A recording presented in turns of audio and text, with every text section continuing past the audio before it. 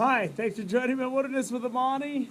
After getting shut down trying to go to Lake Sabrina and South Lake over the past couple days, I drove to the Eastern Sierra with my boat to go fish the inlet. I wanted to go fly fish the inlet and jig fish the inlet and to Lake Sabrina and South Lake.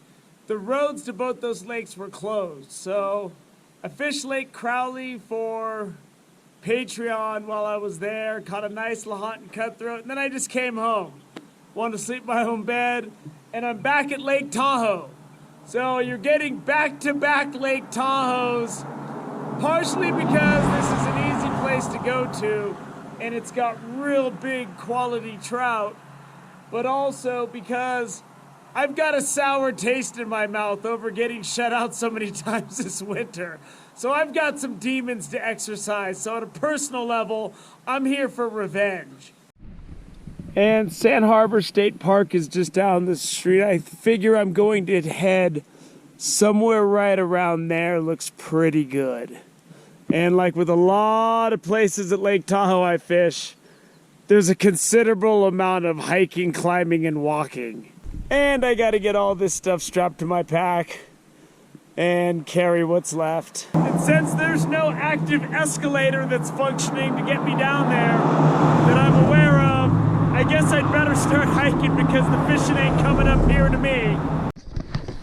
And there's reasonable trails down to the lake. They're just, they're all just really steep. And when you're coming back up this thing, there's gonna be some huffing and puffing. I don't care how good a shape you think you're in. And this lake level is really up. I typically would be walking across that flooded area right there. And there's still a lot of snow to melt. This is good though because they'll really be releasing this for the truckee well into the summer and into the fall.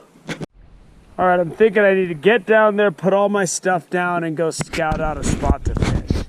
Because right now I don't know where to go. It's shallow in this cove to the left of me, but the water's up, so that might make it perfect. So I don't know. I got to go down there and look around.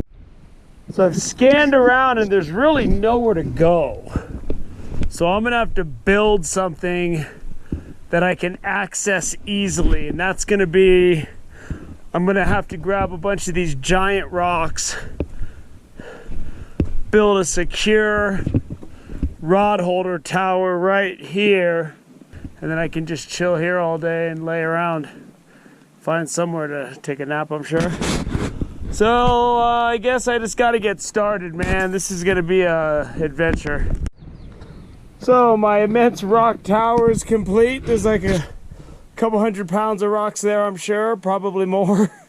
But these aren't gonna go. If I get some huge 30-inch trout or some crazy thing that's swimming around in this giant lake takes my stuff, I won't lose my rods. And I have a clip on my fishing tips playlist about making sure your rod is secure for people that are new to fishing. That's not speculation. I've lost a couple rods. And trust me, with big fish like in this lake, it'll happen so fast, you won't even have it. Your rod could be right next to you. That thing can go so fast, you won't even have time to respond. And I'm skipping the jumbo redworms today because I'm probably overreacting. I missed a really big hit on that tiny size 12 hook in Lake Crowley yesterday where it just doubled over and then I just got a little piece of worm back. And with those size 18 treble hooks I use, they're really sharp for the power bait. And the fish usually ends up hooking itself in the corner of the mouth for whatever reason. So what I did is I stopped off in Lee Vining and bought some mini crawlers that are the size of regular night crawlers and some night crawlers that look as though they probably have some snake DNA mixed into them at some point because they're so big. And I'm going to be using a size 6 or 8 hook depending on what the worm choice is going to be. But I'm going big crawlers, original power bait. How I rig up can be found on my fishing tips playlist. I'm going to get my rods in the water. Let's get something. How long am I willing to stay here? I'm willing to leave in an hour if I get something good. But if it comes down to it, I might be here at sundown because I'm not looking to surrender. And I got a nice place to lay down right here. I'm thinking this is going to be a long one maybe. My rods are way over here. I'm fishing over this rock. I'm leaving my net out there because if I land a fish, that's where it's going to have to be. It's going to have to be standing on these rocks out here because there's no way I'm going to try to wrestle a fish in past that pinch point so you can see me get enraged when my line breaks. What I like about these giant crawlers is you can fill up the front half like a balloon and then not put air in the second half so it's just squirming and it's floating and it's doing its dance. So hopefully a trout responds to that dance. Got one. And I'm dealing with a really stormy lake. And this fish came in the final seconds. But I still gotta get out there. I was getting ready to leave. And I had to put my camera up top. Because I didn't have. Woo! He's not huge, but he's a good fish.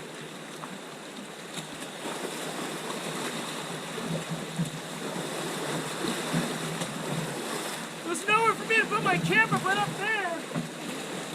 So you're getting the bird's eye view. There he is. It's a nice fish for dinner, I'll tell you that.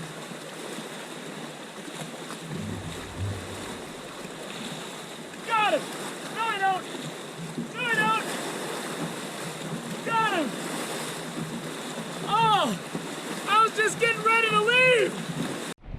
So this isn't a monster, but since it was 4:25 when this fish hit and I was packing up to leave at 4:30, I'll take it.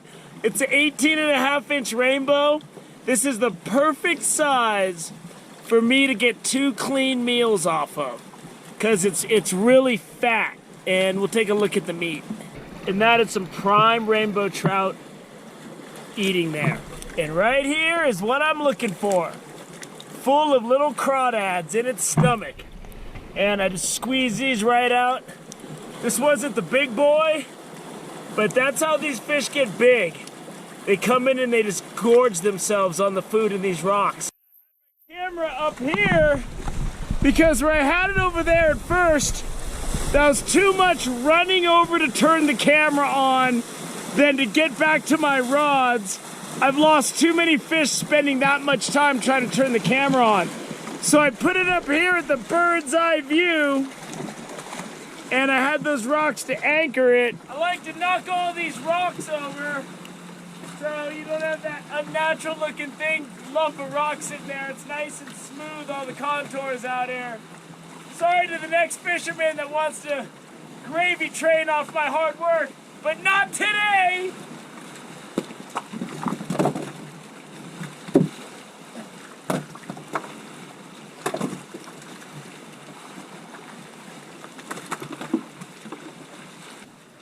And I had given up. I'd already taken a nap under my umbrella. That right there is evidence as to why you should never listen to yourself when you say I want to quit at a certain time. Because when it started getting stormy, I woke up at 3:30. I'm like, I'm out of here, man. Let's go. And then I'm like, yeah, I'm gonna doze off a little more. Laid out in the sun. I'm like, I'll leave at 4:30. I was packing up my stuff. I was strapping stuff to my pack, and all of a sudden that rod just went boom! That was bottom of the ninth, losing by 1 with a man on first, and I walked out, got 2 strikes on me, was foul tipping, and then I just yanked one over the right field wall. That was a last minute win there, but I'll take it. If you don't follow baseball or know about baseball, You have no idea what that means. But it doesn't matter, because I'm eating some nice trout tomorrow night. It's a little late for when I get home to cook that tonight. I want to get this video up. Probably going to eat it for lunch tomorrow. But man, that was a beautiful fish. And I noticed the minnows are back. The minnows are in the rocks. And I saw 2 crawdads just crawling around. And then when I looked in the contents of that little guy's stomach, he was already feeding on the crawdads. So I'm expecting more rainbows to come. I'm ready for Lake Tahoe to catch fire. Thank you for joining me on this beautiful day out at Lake Tahoe. Thank you for joining me on Wilderness for the Money. Until next time.